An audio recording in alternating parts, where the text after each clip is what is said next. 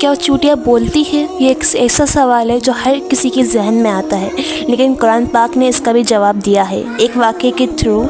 کہ جب حضرت سلیمان علیہ السلام اپنے لشکر کے ساتھ اتر رہے تھے ایک نمل وادی میں، نمل چونٹیوں کی وادی تھی، تو چونٹیاں اس وقت رینگ رہی تھی۔ چونٹیوں کی ملکہ نے جب اتنا شاندار لشکر دیکھا، کیونکہ حضرت سلیمان علیہ السلام کے لشکر میں صرف انسان نہیں جن بھی شمار تھے، تو انہوں نے اپنی چونٹیوں ساتھی سے کہا کہ تم اپنے اپنے گھروں میں چلے جاؤ، ورنہ یہ نہ ہو کہ سلیمان کا لشکر تمہیں کچل دے بے دہانی میں۔ حضرت سلیمان علیہ السلام کو اللہ تعالیٰ نے یہ صلاحیت عطا فرمائی تھی کہ وہ چونٹیوں کی باتیں سن سکتے تھے، تو وہ مسکرا دی، اور یہ واقعہ قرآن میں ریکارڈڈ ہے سورہ نمل کی آیتوں میں، اگر آپ دیکھیں تو۔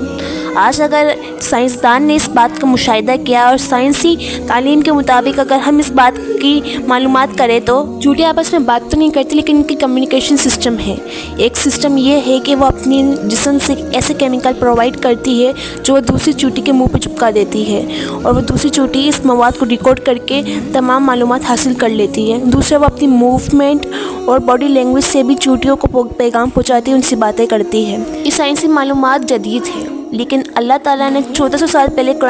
قرآن پاک میں بتا دیا تھا کہ چونٹیاں بھی آپس میں کمیونیکیٹ کرتی ہے۔